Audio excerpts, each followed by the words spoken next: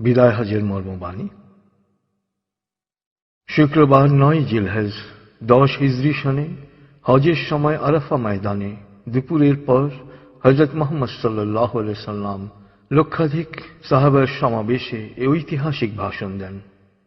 হামদ ও সালার পর তিনি বলেন, হে মানুষ, তোমরা আমার কথা শোনো। এরপর এই স্থানে তোমাদের সাথে আর একত্রিত হতে পারবো কিনা জানি না। হে মানুষ, আল্লাহ বলেন, হে মানব জাতি, তোমাদেরকে আমি এক পুরুষ ও এক নারী থেকে সৃষ্টি করেছি এবং তোমাদেরকে সমাজ ও গোত্রে ভাগ করে দিয়েছি যেন তোমরা পরস্পরের পরিচয় জানতে পারো। অতএব শুনে রাখো, মানুষে মানুষে কোনো ভেদাভেদ নেই। আরবের উপর কোনো অনারবের, অনারবের উপর কোনো আরবের শ্রেষ্ঠত্ব নেই। তেমনি সাদার উপর কালোর বা কালোর উপর সাদার কোনো শ্রেষ্ঠত্ব নেই। তোমাদের মধ্যে সেই ব্যক্তি আল্লাহর কাছে সবচেয়ে বেশি সম্মান ও মর্যাদার অধিকারী যে আল্লাহকে ভালোবাসে। হে মানুষ, শুনে রাখো, অন্ধকার যুগের সকল বিষয় ও প্রথা আজ থেকে বিলুপ্ত হল। জাহেলি যুগের রক্তের দাবিও রহিত করা হল। হে মানুষ, শুনে রাখো, অপরাধের দায়িত্ব কেবল অপরাধীর উপরই বর্তায়। পিতা তার পুত্রের জন্যে আর পুত্র তার পিতার অপরাধের জন্যে দায়ী নয়।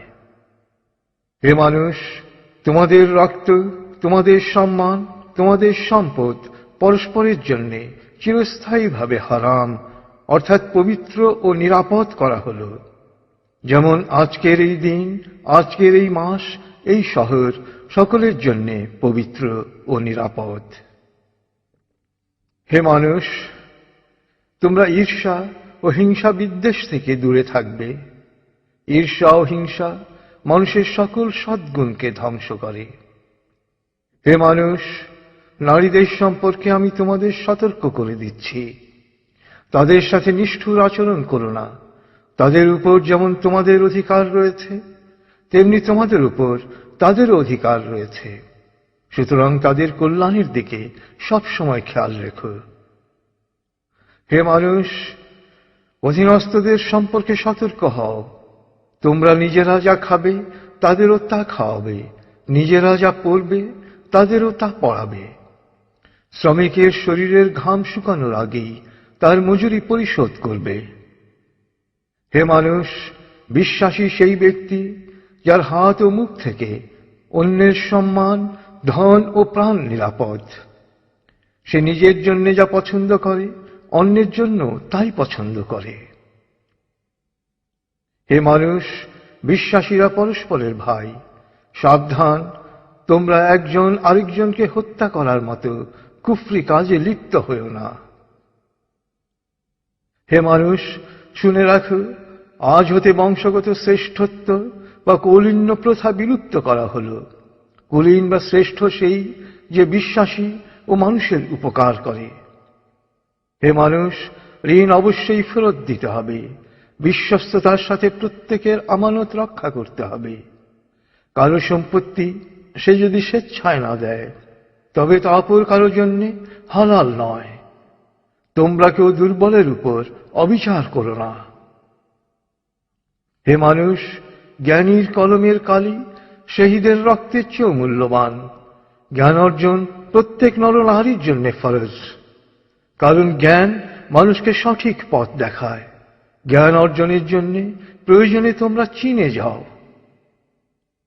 হে মানুষ, তোমরা তোমাদের প্রভুর ইবাদত করবে, নামাজ কায়েম করবে, যাকাত আদায় করবে, রোজা রাখবে, হজ করবে আর সংঘবদ্ধভাবে নেতাকে অনুসরণ করবে। তাহলেই তোমরা জান্নাতে দাখিল হতে পারবে। হে মানুষ, শুনে রাখো, একজন কুশ্রী কদাকার ব্যক্তিও যদি তোমাদের নেতা মনোনীত হয়, যতদিন পর্যন্ত সে আল্লাহর কিতাব অনুসারে তোমাদের পরিচালিত করবে, ততদিন পর্যন্ত তার আনুগত্য করা তোমাদের অবশ্য কর্তব্য।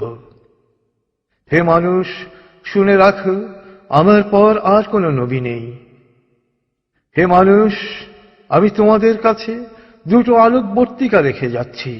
যতদিন তোমরা এই দুটো অনুসরণ করবে, ততদিন তোমরা সত্য পথে থাকবে। এর একটি হলো আল্লাহর কিতাব, দ্বিতীয়টি হলো আমার জীবন দৃষ্টান্ত। হে মানুষ, তোমরা কখনই ধর্ম নিয়ে বাড়াবাড়ি করো না, কেননা অতীতে বহু জাতি ধর্ম নিয়ে বাড়াবাড়ি করার কারণে ধ্বংস হয়ে গেছে। হে মানুষ, প্রত্যেককেই শেষ বিচারের দিনে সকল কাজের হিসেব দিতে হবে, অতএব সাবধান হও। হে মানুষ, তোমরা যারা এখানে হাজির আছো, আমার এ বাণীকে সবার কাছে পৌঁছে দিও। এরপর তিনি জনতার উদ্দেশ্যে জিজ্ঞেস করলেন, হে মানুষ, আমি কি তোমাদের কাছে আল্লাহর বাণী পৌঁছে দিয়েছি? সকলে সমস্বরে জবাব দিল, হ্যাঁ। এরপর নবীজি বললেন, হে আল্লাহ, তুমি সাক্ষী থাকো, আমি আমার সকল দায়িত্ব পালন করেছি।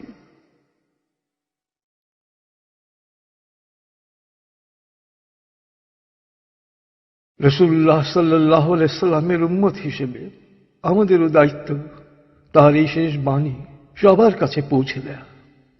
আল্লাহ আমাদের সবাইকে এ দায়িত্ব পালন করার তৌফিক দান করুন। আমিন।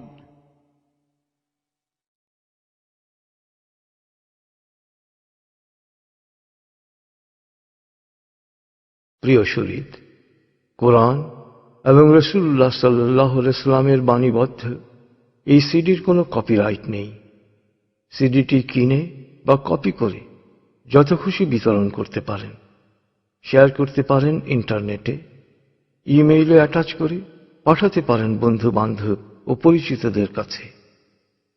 আন্তরিকতার সাথে যত বেশি সংখ্যায় সম্ভব এটি বিতরণ করুন। নবীজির অনুসারী হিসেবে আপনিও তখন বলতে পারবেন, হে আল্লাহ, আমিও আমার দায়িত্ব পালন করেছি।